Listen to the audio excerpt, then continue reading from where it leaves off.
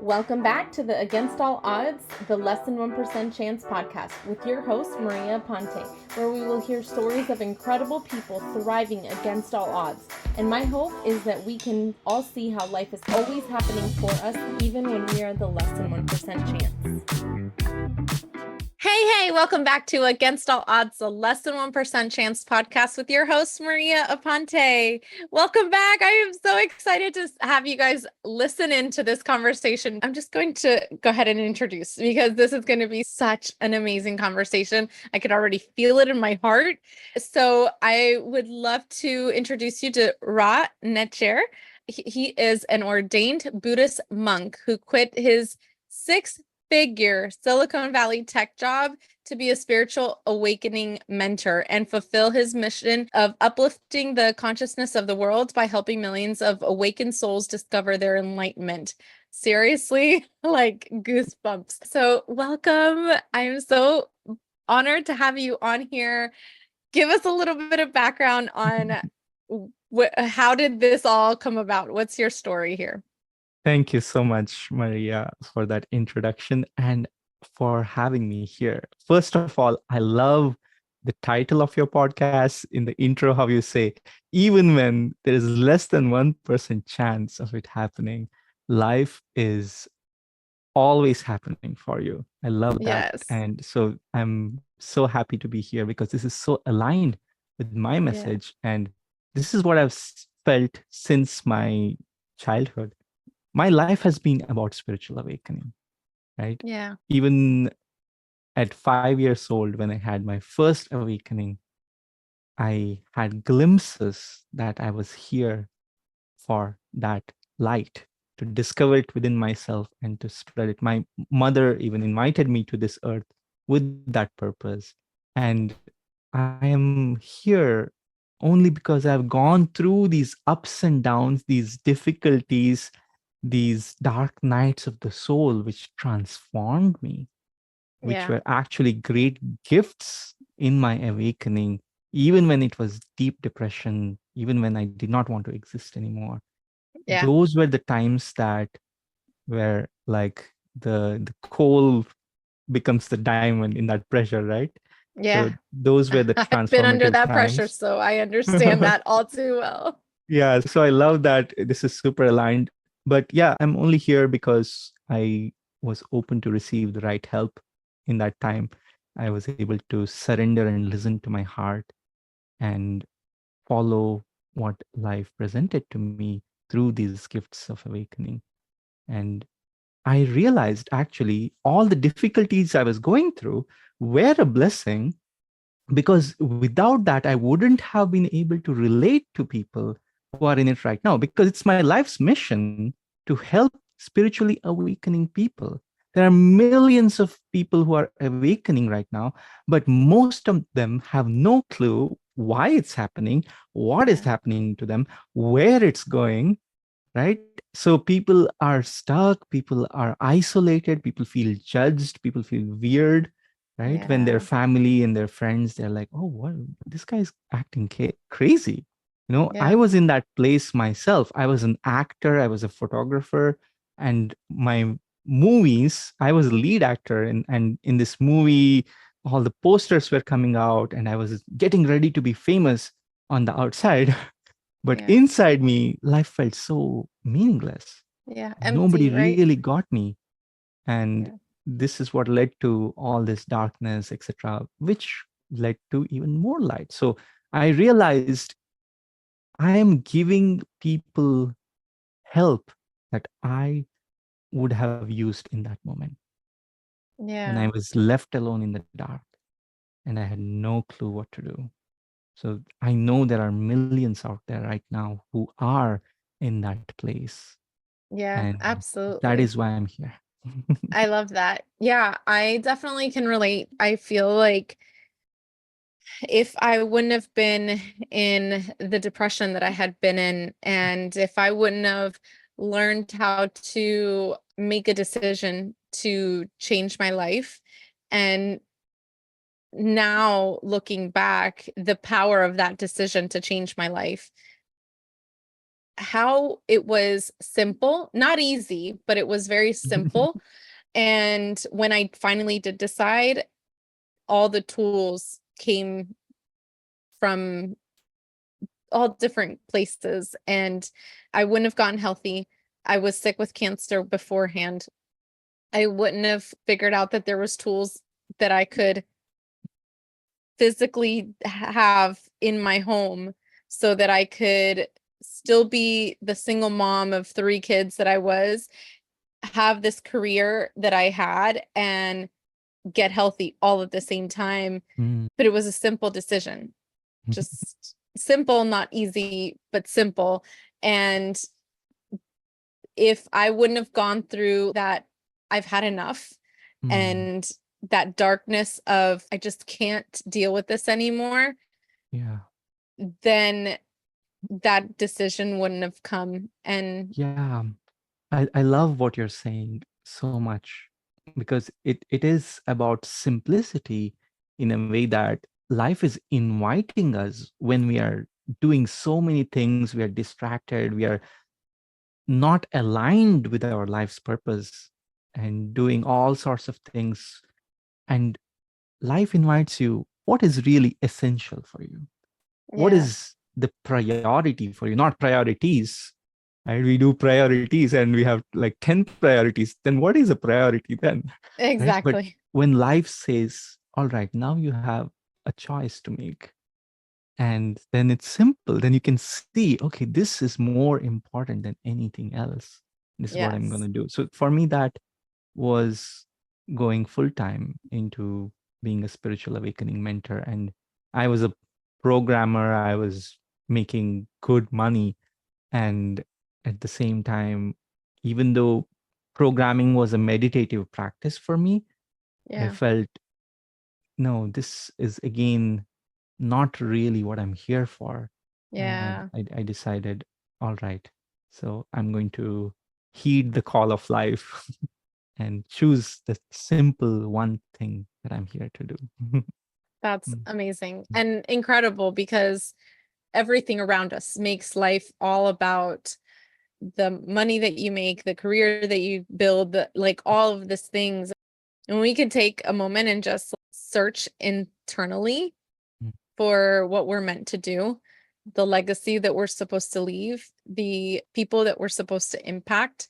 I know that when I was in the previous career that I was in, definitely I was very good at what I was doing. However, I felt like it wasn't fulfilling my legacy in any way. If I had overcome all of these obstacles in my life, from in utero, being in my mom's belly, and all of the things that I had gone through many, many things against all odds. If I had already overcome those things, mm, then my story was not just for me. mm, My mm, story was to help others, mm, show them that against all odds, that mm, life can go on, life can be amazing, life can be beautiful, life can be mm. so aligned. Yeah. And so I didn't see how I could have been making a great money in that business, in that career, but I feel like life was like, nah, redirect. And it Yeah. really did. It served for for what I needed in that time period. And then I feel like I became a lot more aligned with who I was, Yeah. and it served a different purpose then. Yeah. Yeah. I can relate so much. It's so funny when you mentioned the trouble you went through in your mother's belly. Like the same thing happened around my birth. My mother, before I was born, she had lost baby, and she was told that she wouldn't be able to conceive. And for 4 years, she prayed to God, and she did every kind of ritual, every kind of deal with God. Like in India, they Yeah. say, oh, if I get this, and I will do all these pujas and all these rituals, right? So she did that for 4 years, because of what had happened, and she was able to conceive me. And even then, there was such a danger of losing the baby. So Yeah. she was praying all the time when I was in her womb. And she made a deal with God. This was the biggest deal that she made, saying, if the baby is born well and healthy and everything goes well, I'm not going to hold on to that baby for myself. I'm going to dedicate that. I'm going to give it to God. And I want a baby who is here to spread the light of spirituality. Yeah. And that's why somehow I got invited into her womb. And in my first awakening, I had this realization I was here for this. Yeah. Yeah. And without this trouble, even though it looks like darkness, even though it looks like suffering, even though it looks like a very difficult situation that you wouldn't want anybody to have. But at the same time, that situation itself was the gift through which there was a hidden blessing. Mm. Yeah. And most of us only look at the surface, and we are Yeah. very quick to judge. And Yeah. yeah, Absolutely. the way I say it is like, life is always giving us gifts, the most amazing, beautiful gifts. The only problem is that life is a really shitty gift wrapper. Yes. I totally agree. And Yeah. the gifts look so horribly ugly that we don't even accept it. But once we Yeah. accept and unwrap it, even if it's difficult to unwrap it, then we discover there are diamonds and gems and blessings Yeah. of all kinds within that. Yeah. Yeah, that's what I say, that life is happening for us. It's looking Mm, for the blessings in mm, all of the things that we've gone through. So my mom had a mm, miscarriage. She lost a baby, mm. but it was my twin. I stayed in Ah. the womb. So I feel like looking back and a few episodes ago, Mm, the beginning of season 2, I spoke with the person that I did this quantum healing journey with. And I went back to the womb, wow. and it was very interesting and very healing because in that I realized that my twin sacrificed Mm, so that I could be as strong as I am. wow. And it felt very, very powerful because for many years I just felt like something was missing. Mm, mm, And mm, so it gave my life even more purpose mm, after that. I felt like, mm. okay, I have a big purpose for not just me, but for also my twin. And Mm, so, yeah, I can totally relate to so much of what you're saying. So I see that you were clairvoyant since childhood. Can you give us a mm. little bit of information about that or background on that? Yeah, yeah. So my parents were both deeply spiritual. My father was a healer who healed about 1 million people in India Wow. through energy healing, and he helped a lot of people in all different ways. And for me, this was about, like, when I realized I was clairvoyant was when I was about 8 or 9 years old. And I naturally could see energies, auras, chakras, spirit beings. And I was telling my mom, saying, look, there's this beautiful light being here. Or I called them, gurus, because they were teachers who were Yeah. ascended masters that were present, coming to help when my father was healing. These ascended masters would come to help. And so I saw them and I told my mother, do you see? And my mother is like, no, do you see them? And then I spoke to dad about it. And because my father has been able to do that for a while, I wasn't seen as some somebody Yeah. going crazy or something, Yeah. right? I've heard so many stories from my students and mentees that they had some experience like that and they were outcast because of that, especially when they're like really strictly religious in some ways, and this is out Yeah. of the norm, right? But I was celebrated, and my dad trained me to do it better and better. So every morning people would come to him, new people who are, coming to get healed from him. So he would scan their aura and tell them, okay, this energy, this chakra is weak and this is happening. And I would stand by him and he would ask me, okay, look here. And I got so good at it, I could look at somebody and I could tell them like really specific things, like how much was their blood sugar level, Oh how much my was their gosh. creatine level, all these things.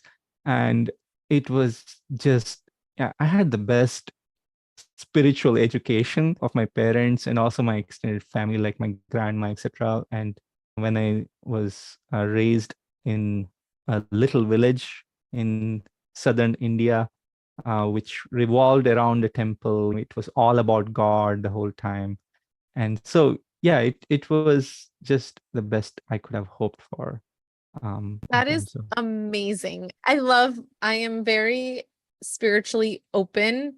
Mm, I was raised very religious, and I think that again, through the things that I have been through, I'm not saying that I don't believe the religion. I still consider myself a Catholic.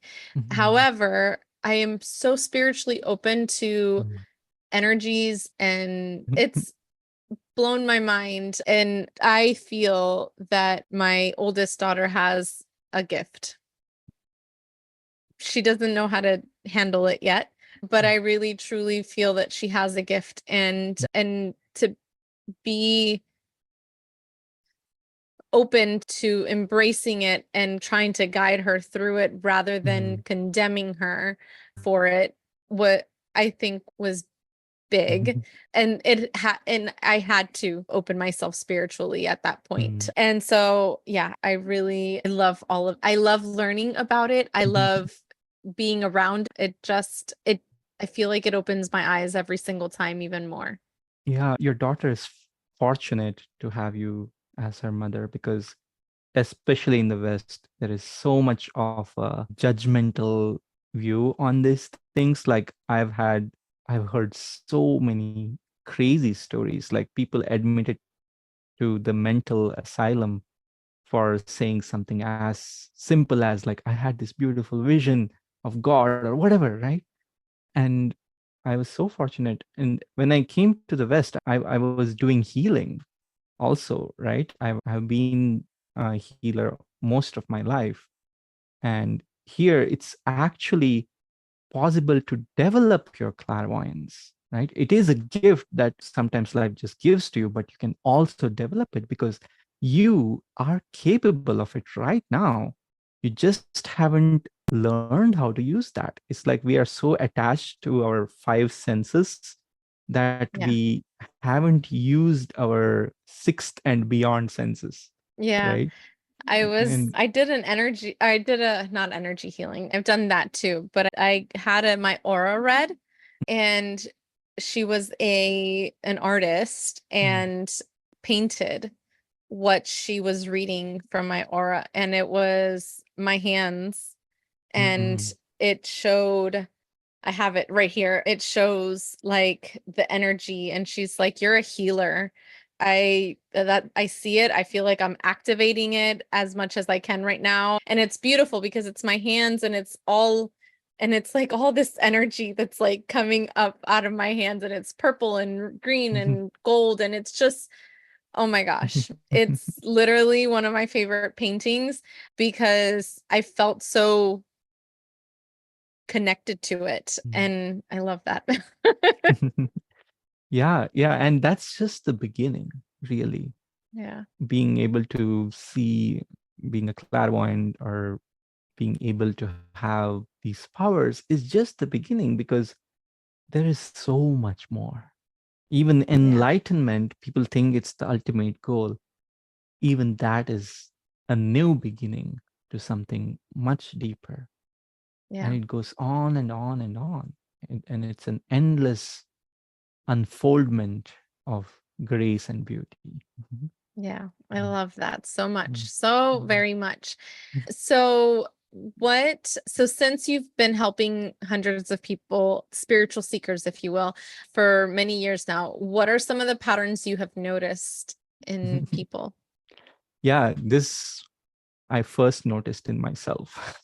Yeah. For years, being stuck in the dark alone, in deep depression, utter hopelessness, meaninglessness, so much to the core that there was once I did not get out of bed, not even my bedroom, but did not get out of bed, didn't eat, didn't drink for 4 days because I Wow. felt it was completely meaningless to do anything. Yeah. Why would I even survive here? Because it I felt my life was completely different than what I thought. And going through that multiple cycles through years of that, ups and downs and ups and downs, every few months this would happen, right? And I noticed that it's the same thing that is happening in all my students and mentees. The stories are different. They may have a completely different situation, completely different way it manifested in their life, but the pattern and the pitfalls they fall into are the exact same thing. Because what happens essentially, the dark night of the soul is when there is so much light, like in mid noon is when you will see the brightest light, but at the same time, the darkest shadow behind you, right? The Yeah. shadows are really sharp mid noon because the light is bright. What happens is our ego, which is basically our idea of who we are, which is like, I'm this little human being who has to take care of these things and survive through this world, right? We have this little voice in us which tells us these little things. I have to take care of myself and this and that, right? So that out of its very good intentions, right? Lovingly, but Yeah. at the same time, out of fear, Yeah. mm, what it does is it tries to protect itself too much and it tries to stay in the status quo. It tries to hold on to what it knows to be the truth, but it's knowing it's so limited. Yeah. So, what it's actually doing with its limited perspective is self sabotage, right? And that self sabotage is so strong that even when help is right at hand, right in front of you, if you are in that self sabotage, you reject that. And this is what I see again and again and again. I'm in so many forums and Facebook groups and everything where people are stuck in the dark night of the soul. And it's really hard to help them because they are just so resistant to the help.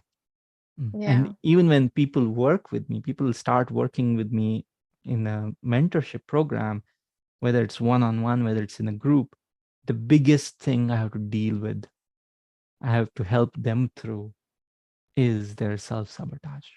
Yeah. Yep. Mm.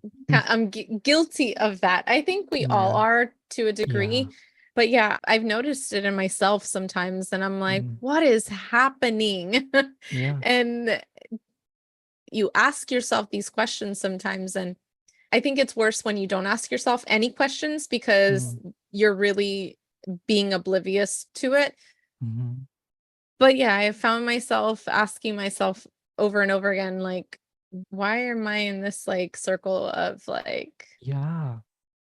Yeah. It's really sad when you see it. Like you have, like in my own case, I had such a yearning for God, for enlightenment for so long. And at the same time, I realized I was the only one stopping that from happening, yeah, right? God was right there with open arms, yeah, waiting to embrace me. But I was just like, oh, maybe not, maybe tomorrow, maybe the day after. I'm not ready yet. It I doesn't fit don't into think, my schedule right yeah, now. yeah. And this is what happens to everybody. And this is looking at the bigger picture in the grand scheme of things. This Yeah. is what creates this journey of self-discovery, right? Yeah. So the ego has a role there to play as well. So in the Yeah. grand scheme of things, it's all completely okay. So this is the biggest pattern I've seen. The other patterns are also complete lack of clarity of what's really happening. People learn from Facebook posts and some YouTube videos, some random advice here and there, and they think spiritual awakening is about all these plethora of things, but it's so much more. When they really understand what is spiritual awakening and align their life with the gift that life is giving them through spiritual awakening, that is when things can truly just start manifesting in the most beautiful way. So that lack of clarity is really what holds most people back. And Do you yeah, think it's the lack of clarity of where they are currently or the lack of clarity of where they want to be? yeah. So it's both. Where they are currently is when they look at it from a limited perspective, from the ego perspective, which is completely okay. And I'm not saying this in a judgmental way, but because I was exactly doing that. As I said, these patterns are what I observed in myself first, right? And then in others. So when the ego is in that perspective, it cannot see, right? We cannot see outside, we cannot see the bigger picture because we are so pulled into that story of this is why it's happening, this is why it's happening. And that kind of covers up the real story of what is actually happening. And then most people don't know where it's going. They hope it's going in this way and that way. They hope they're going to become some master of some amazing superpowers, and then this will happen, that will happen, whatever. They'll be sitting on silk pillows and people will be like fanning them, whatever that idea is. Because I had those grandiose ideas Yeah. too in my different phases of awakening. But it's important to stay humble, stay rooted, stay grounded, and then really see what's happening and having the right guidance is the biggest blessing. I Yeah. worked with amazing enlightened mentors, enlightened teachers. I spent actually, before I found my first enlightened teacher, I spent 7 to 10 years looking for an enlightened teacher, right? And because I knew in my heart that was the only way to get to where I wanted to be. Yeah, absolutely. Wow. So what can someone okay, so someone is looking to integrate Mhm. spiritual awakening in their life and they're like, okay, I'm ready. What can someone do if that's what they wanted to guide themselves to that Mhm. journey? Yeah. So these three biggest pitfalls I talked about, first being, right, the lack of clarity. And the third one I didn't talk about is isolation, right? So what somebody could do is address that in the right way possible. Mhm. Self-sabotage, lack of clarity, and isolation. These are the three biggest pitfalls. So depending on where they are at, if they want to integrate their spiritual awakening, what they need to do is address that in the most powerful way. But there is something that has been time tested for thousands of years. This is not something I invented, but this is something that I have a particular take on, which is more relevant for this age, this way of working together, right? But this is what I call a balanced and sustainable system, right? I cannot give people, take this one technique, take this one mantra, take this one thing, and you will go all the way, because it doesn't work that way.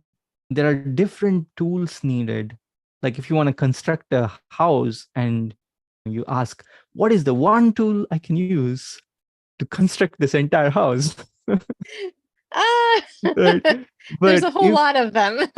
yes, so that's the thing. So in my mentorship program, what I do is I give a complete tool belt, right, of various different tools because they are applicable at various different places. But this system, what I call integrated awakening process, is based on in Buddhism, in Hinduism, and in many different cultures. And also, like if you look at how in any major religion, how this has worked, even in case of Jesus, right? How this has worked. First, you need an enlightened mentor who is accessible to you, right? Not somebody that is in a book or in a YouTube video, not somebody that you have one-way communication with, Yeah. but somebody who can actually talk with you and guide you. Because depending on where you are, then you will get the right guidance for that step. Because it's just like Google Maps, right? If Google Maps were to tell you, instead of what is the turn I should take right now, which is right, instead of that, what should be the entire turn in a list at one go, and you are supposed to take all that into account and do it by yourself. How difficult would that be? Yeah. Right? How easy it is when it just says, hey, take a right turn in 200 meters or whatever, right? Correct. So having an enlightened mentor, enlightened means somebody who has done it, who is there right now. Yeah. That is the first element. And out of that comes what is the teachings, the approach, the structure, the body of work that brings clarity, that brings, it's what I call it is a sunlit path, right? Where it's not like, oh, you have to wonder whether to go left or right. It's all clearly laid out and what's coming. And you don't have to be afraid. So Yeah. that's the second element. And the third element, which is the biggest one, is the community. So when I was an actor and I was the life of the party, I was so outgoing and I really enjoyed being with people and people really enjoyed being with me. But at the same time, whenever I started awakening and spoke about spiritual things, nobody got me. Nobody understood me. I had one friend I could talk to, but he wouldn't fully get some of the things that I was going through. So isolation is a huge thing, right? So, but when you have a community of people who are doing this together, walking this path together, and understanding each other, supporting each other, nurturing each other along the path, that can just keep you going. Walk alone and you probably get there fast, but walk together, get much further, right? Yeah. And I totally agree. Get yourself a mentor, coach. Mhm. That's where you want to go. Absolutely. And I think that the power of the community Mhm. is definitely the when you feel alone Mhm. and when you feel like giving up, they're the ones that are there to catch you and to Ah. say, no, no, no, let's keep going. Yeah. Because I do it in my own business with health and wellness. So I have the tools. So I was a few steps ahead of any of my new customers. So I was doing the work that I Mhm. needed to do to get healthy. Yeah. Yeah. And then I was there to provide them the tools and tell them this is where maybe you should focus on, or maybe it's like use this nutrition program or this workout program, right? So Mhm. we're doing the guiding, Yes. Yes. and then the community is what holds everything together. Yeah. Yeah. So I 100% Mhm. definitely understand where what you're talking about, because I feel like that in my own life, that's how it's worked, Yeah. been finding the mentor, finding the tools, and Mhm. and I guess the route, the journey, Yeah, and the this is the community. surefire way, right? Yeah. Like you may be able to succeed with just taking a book and reading it and following it, maybe. But Yeah. if it's important enough for you in this life, would you give that maybe as an answer? Or do you Yeah. want to give yourself the best chance to Yeah, be able to do absolutely. that? Absolutely. Love Mm, that so very mm. much. So this is what you guide your customers or clients or Students, yeah. students with is, so you do one-on-one coaching and or one-on-one mentorship and group as Mhm, well. mhm. Yeah. So I started with one-on-one mentorship, even though I have been doing this informally since about 2015. When I felt the calling so strongly to become a full-time spiritual teacher, mentor, it was really that I meet somebody where they're at and give them the next step, right? And as I did that again and again, I saw the same patterns again, seeing coming up. So, and at the same time, I wanted to help a lot more people, because there are millions of people out there who are looking for help, and I cannot possibly work one on one with them. And at one point, I got so overbooked, I had to stop enrollments and have wait lists, etc. So now, what I did was, later after that, I started doing it as a group, and there's a community, and there are a few people that I still work one on one with, and it's a limited capacity. But when we do it as a group, it's so joyful. And I agree. also, because I've been doing group healing since I was basically a child, I'm able to hold that energy of the group very powerfully, and use the energy of the people to support each other. And it's Yeah. so powerful when I do guided meditations in a group.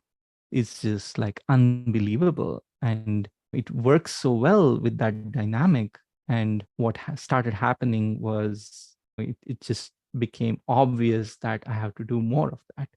So every week we have two meditations like that, one with me, one with another guest teacher who is teaching Sufism in the group. And I want to help more and more people who are awakening also give back and teach. And we also sometimes just hang out all together and practice sacred silliness, is what I call it, because it's really important to have humor. It's really important to not take yourself seriously. Or it's really important to see the non-importance of our stories. Yes, I agree. Yeah, so it's just a lot of fun, and this is really something that drives me, and I'm really happy to do what I'm doing.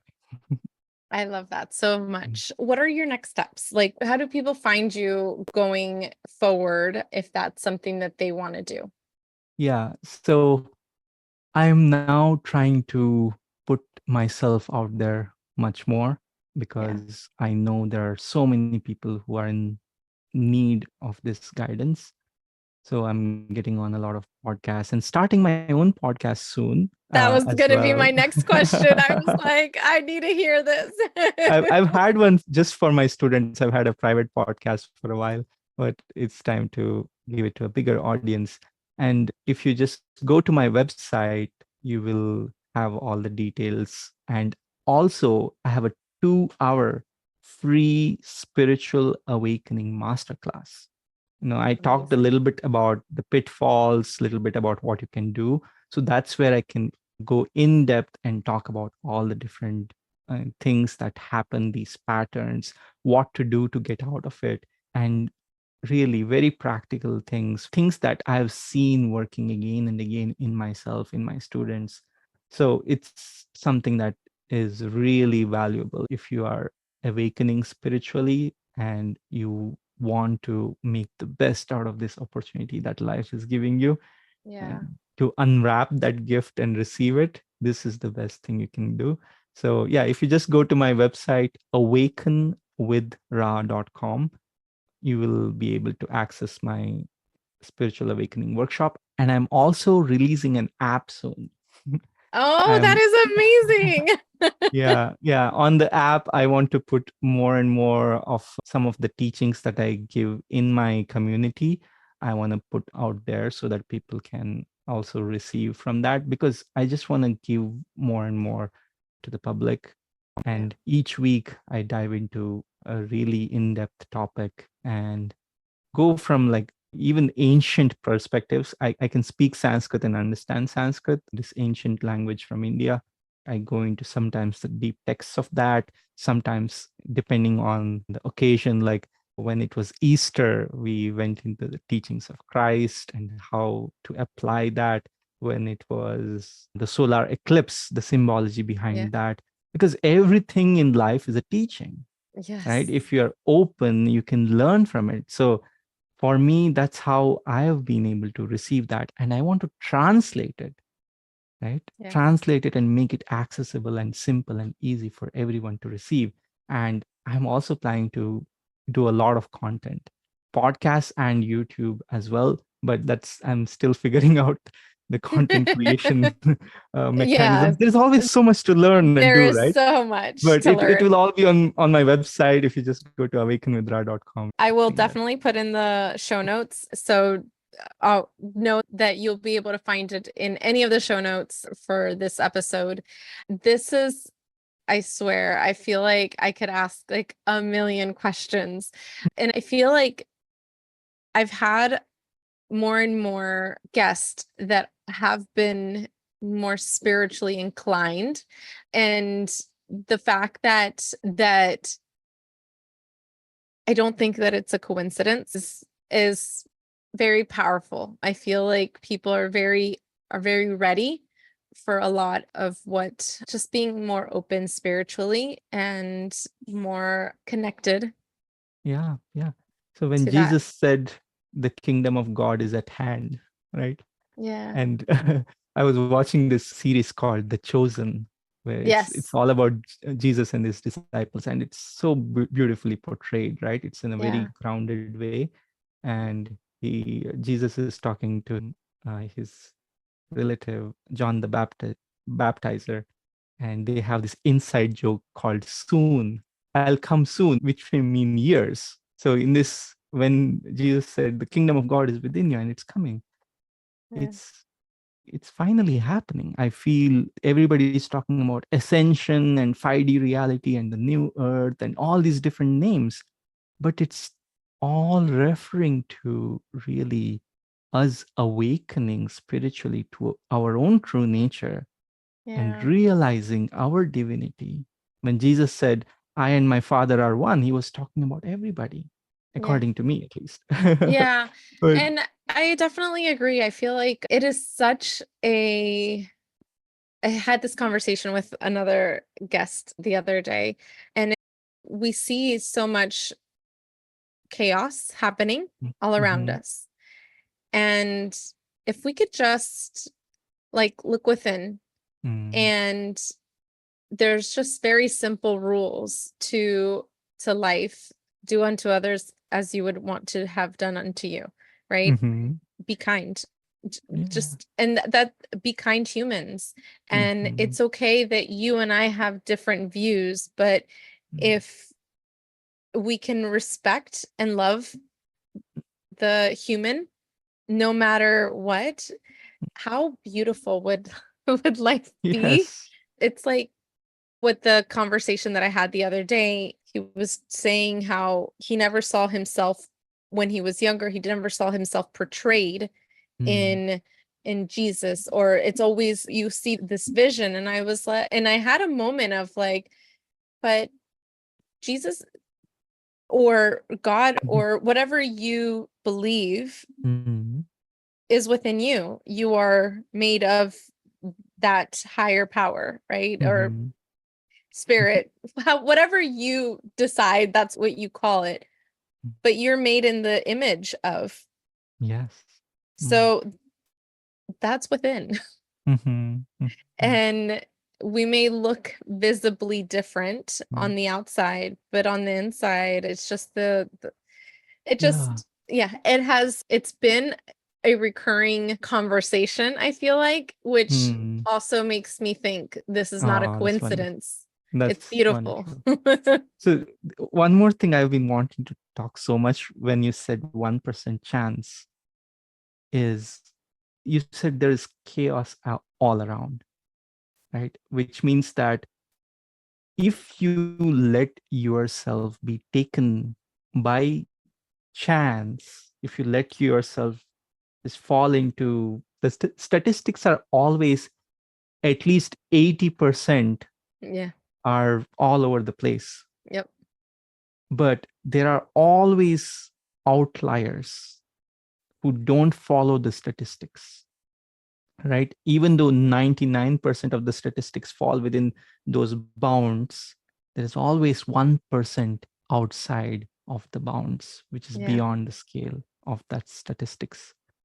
And you can only do that by being intentional and looking inward and going through this journey with that deep trust that this is truly happening for you and letting life support you, taking and receiving all this support in the right way and Yeah. moving forward like very simple way, right? Very Yeah. simple. It may be difficult, but it's very simple. Yeah. I was having a conversation this weekend with my family, and again, it's difficult sometimes when a family has views that may not be as open as yours, but I was brave and had these conversations, and it was very surprised to hear the corresponding conversation that we ended up having. Clairvoyance and intuition and all that was in this conversation particularly, and I was like, oh my gosh, this is like speaking to my soul right now. Oh. But it was beautiful because, and I said this because I don't remember where I heard this from, Buddhist or something. I'm not sure. However, I heard that when we pray to God or your higher power.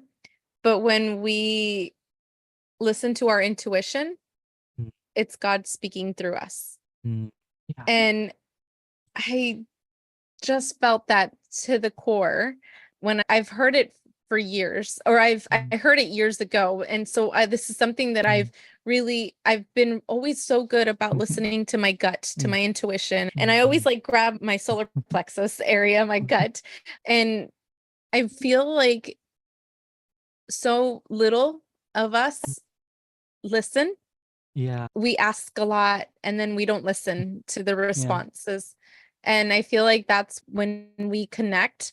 I do a walk every morning, and my dad passed away in October of 2022. And I still feel very connected to him. When I see the bird, the cardinal, the red cardinal, I feel like it's him coming and visiting me. And so every morning I prepare my pre-workout and I put ice in it. And right above my ice maker on my refrigerator, I have a picture of me and my dad. And so every morning as I'm putting the ice in the cup, I ask him for his blessing. So in Spanish, we say bendición, which is I'm accepting your blessings, basically, or give me your blessings. And so I could almost hear him say, Dios te bendiga, God bless you. And when every time I wink at him and I'm like, what do you have for us today? Like, and then I go for my walk after I finish that drink and I see cardinals all over as I'm walking. And I just feel so connected. And then I know that I just feel I'm very much aligned with whatever I'm supposed to do. That day, my podcast recordings are always great. I talk to amazing people. I have conversations with clients or prospective clients, and it just feels so aligned. Yeah. And so, yeah, I felt very compelled to say that, to talk about how we pray and we pray to God, but so many times forget to listen. And when the way that we can listen is listening to our intuition, because that's going to guide us the way that we need to go. Yeah, that's so wise. And that's the reason why we have one mouth and two ears, right? we That's the symbol of like you should listen more. Yes. We are just so opinionated and saying like, God, give me this, give me that, give me this, give me that. But what if you just want to see what God wants? What if you're open to follow that direction that your higher self gives you? Right. And if you're really able to surrender your little fantasies and this and that, little desires and little worries, and accept the bigger blessing, it's just so beautiful beyond belief what is possible. Absolutely. I love it. I love it. Oh my gosh, this has been amazing. Ra, thank you so very much. Again, do you have anything else for our listeners, or is this a good spot? No, I just want to say one thing. First of all, I have really enjoyed this conversation so much. Me too. And how there's so many things in parallel between us. Like my father left his body around the same time. It was in August 2022. And there's so many things that it's not a coincidence. No. Right. But I wanted to say one thing to the viewers, to the listeners. If they could take away one thing from this podcast, like this question I had for myself, because I saw somewhere, what is the one thing that you want to convey if everybody in the world was listening? So if that is the case, I want to say that you are truly limitless beings of light. You who is listening, you are divine. Right now, right here, your true nature is enlightenment. And you can realize that experientially. It's enlightenment is not a fancy thing that's only reserved for those who meditate in a cave for 100 years. It is who you are right now. And that simple realization is possible if you only are able to open up, receive, and step out of your own. I love it so much. Oh my gosh, this is amazing. Listeners, viewers, I hope you have gotten so much out of today's conversation. I will put all of his information in the show notes. Once again, thank you so much. I'm so incredibly appreciative. And I felt very aligned and I felt that connection. So thank you. You guys have an amazing rest of your day. Peace out. Love your life. Bye.